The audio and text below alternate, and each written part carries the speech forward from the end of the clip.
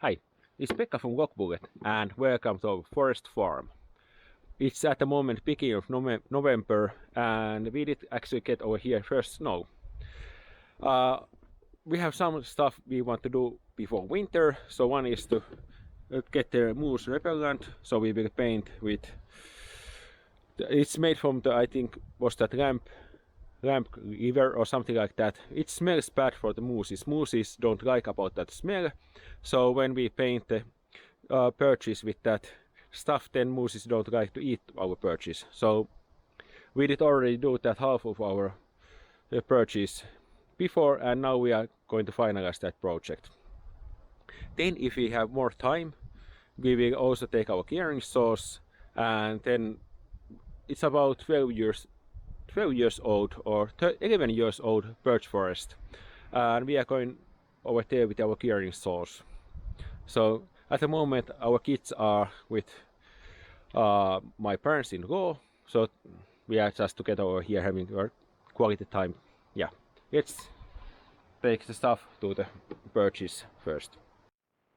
So how I'm doing, so I have paintbrush, so I just paint the birches, and I have to more or less every birch I have to paint. I could also use the spray, but the problem with the spray is that it's now I need about 2 liters per hectare. This trico, it's pretty expensive stuff, and if I would spray I would need about 10 liters, so 5 times more. So this is cost saving, and yeah, that is the main reason actually. And it's like I just have to, because this it's okay if moose would eat even this. The main thing is that it don't eat from the top, because trees will grow up from the top anyway. We have too many mooses over here, more than our forest can stand. We have already taken the amount down, and it should be taken even more down. So then because now I have to walk in my forest and paint the birches. So I'm not like super happy for this, but I'm doing this to get good trees, to get good quality. And so this job is now done. One thing also I have been wondering on here, like what is the reason that I have, like over here I have this kind of super birch. This is insanely high or tall, and then I have this kind of like more normal. So I don't know what is the difference, why some are so great and some are not so great. Like this normal, this is actually good. If everybody would, all the trees would be like that, I would be super happy. Yeah. And other thing over here is that I can notice, because we had 2 super dry or 3 dry summers now over here. So it's like the top of this hill, there is ground bedrock is close to surface, so it is like thin. So in the dry summers trees haven't been so happy over there, so those are small, or those did actually die. And then over here in the like slope, so water comes over here. Over here the birches are more happier. So it's a big difference what kind of ground you actually have. So in the good ground it's easy, simple to make good growth rate.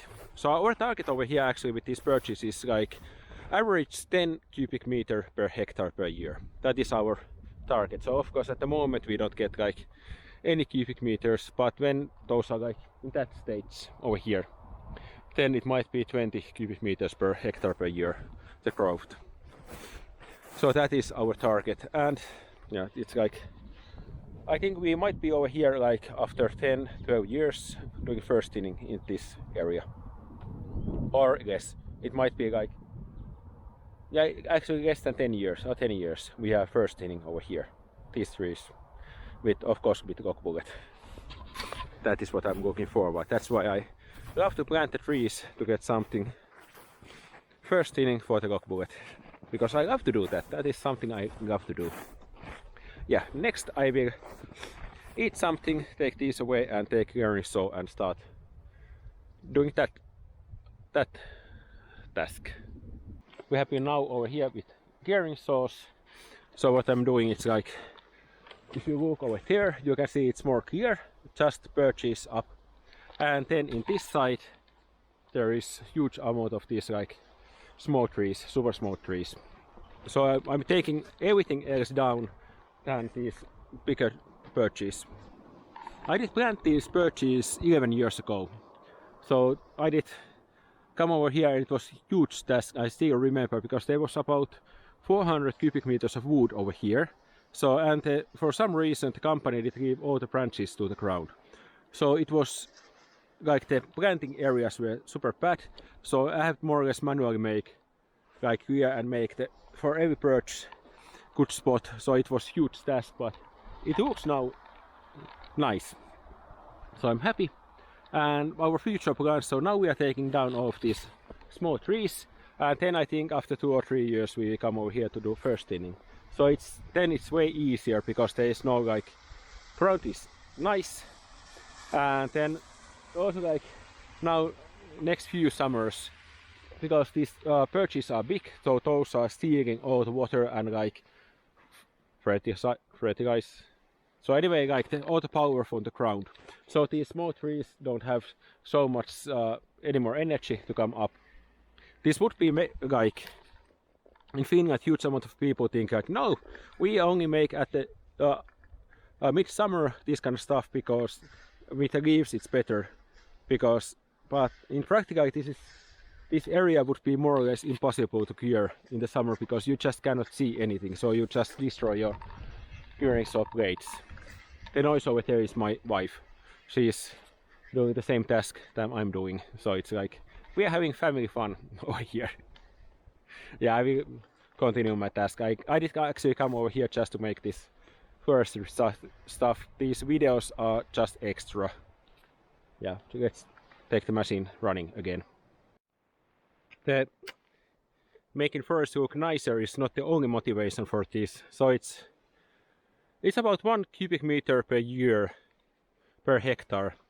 The difference between if you have like good cured area or something which is full of trees in the ground. The reason is that in the summer it's like and of course in the spring, sun gets to the grounds get warmer, and it liberates the nitrogen and other stuff from the ground for the trees. So it speeds up actually how the trees are coming up, because of its ground is warmer.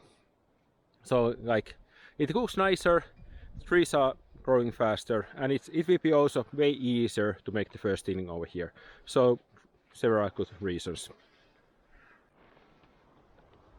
One thing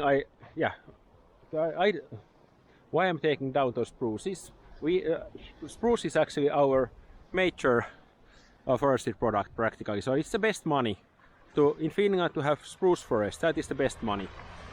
Now if you think that why I have birch over here, so we have one disease, it's fungus, it's in the ground, and it's rotten down the spruces when those are older. And the only way to get that away from the ground, because it sleeps in the ground, is to take all the spruces away, and then because it needs to have all the time the spruce. So if you take all the small spruces also away and everything, then that fungus will die. And after this we are done with this birch first over here, so clear cut, then we will have also over here spruces. So this is like intermediate tree practically, and it looks nice. The one thing actually when you're working with a chainsaw, clearing saw, the key thing is that keep all the time your both hands in the handles, and then that is the main thing, trust me. Then how you get the trees down, so in the left side, it takes all the time trees forward, and then the right side takes the trees back. So I know the 2 tricks how to do that. So I'm just like cutting down, and I can know where the tree is going when I take it down. Yeah. I will continue this task. We have our cabin is now warm. We had a little fire over there, so it's like we did take it up, and then we will eat something and enjoy our life. I hope you did also like the video. Please give thumb up if you did like the video, and subscribe and that kind of things. And if you want to have Logbullet, write me email or call me. So I am happy to deliver one for you. Thanks and bye.